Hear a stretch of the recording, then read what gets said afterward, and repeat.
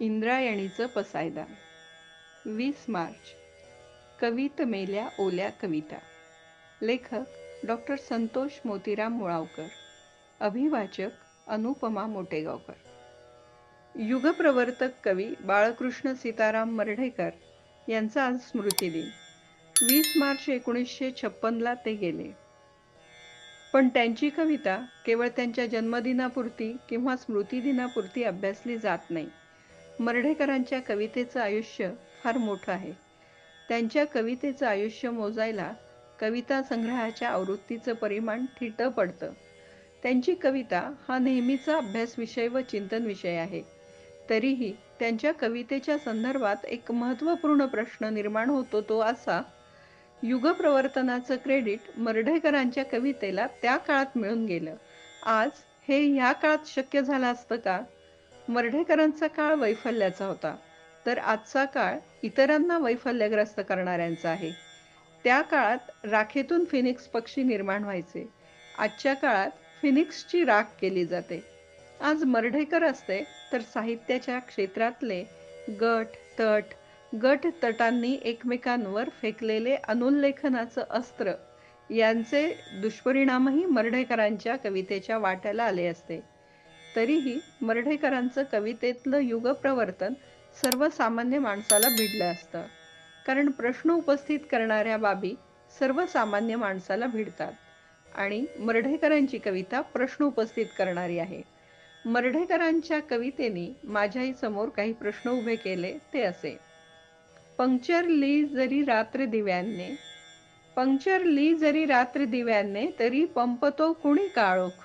अशा त्या वैफल्याच्या काळातही सत्याचे सुपीक विश्वातून वेचू, प्रयोगात खेचू परमाणू. असं म्हणताना त्या सामान्य माणसानं ह्या जागेवर बांधीन माडी असं मनाशीच का म्हणावं? युगप्रवर्तन करणाऱ्या मर्ढेकरांच्या कवितेनं सामान्य माणसाच्या हातून कविता का प्रसवली नाही?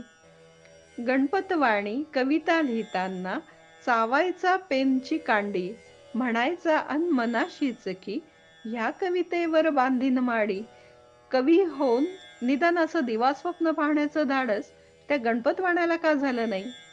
पंक्चरला जरी दिवस काजळीने, पंक्चरला जरी दिवस काजळीने, तरी पंपतो कुणी प्रसन्न कविता. असा कवितांचा पंप घेऊन येणारा कुणीच कसा मर्ढेकरांना दिसला नाही? नाही म्हणायला त्यांच्या एका कवितेत माधवराव पटवर्धन आले. दुसऱ्या कवितेत इरेस पडलो तर बच्चमजी, मुक्त छंद तर लिहीन मीही, असं म्हणत मर्ढेकर स्वतः आले. सर्वसामान्यांमधला एखादा नवखा अज्ञात प्रतिभावंत मर्ढेकरांच्या कवितेत का आला नाही? की मर्ढेकर दृष्टे कवी असल्यामुळे मी एक कवी, हा एक कवी, तो एक कवी, तू एक कवी, ही एक कवी, ती एक कवी, असं काही जनसामान्यांमध्ये प्रतिभावंताच्या बाबतीत घडेल अशी धास्ती मर्ढेकरांना वाटली असावी. आणि मग ह्या कवीमधल्या आपापसातील मारामारांमुळे कवित मेल्या ओल्या कविता, काव्यही पडले मुरगळल्याविण. शब्दांवरती शब्द मिळाले, शब्द मेले शब्दाविण. गरीब बिचाऱ्या कवीत जगल्या, कवीत मेल्या उचकी देऊन. अर्थ सांडला अर्थाविण, अनर्थ सगळ्या धुवून घेऊन. लिहायची पण सक्ती आहे, छापायची पण सक्ती आहे. संमेलनाचे जहरी डोळे, अनोळखीपण, मानधनाचे मादक पोळे. खात्यावरती जमले तेही 0 रुपये 0 रुपये. कवींवरती कवी छापले, संमेलनातले कवी हरवले. कुठे हरवले, कसे हरवले, असं निश्चितच घडेल असं मर्ढेकरांना वाटलं असेल का? धन्यवाद.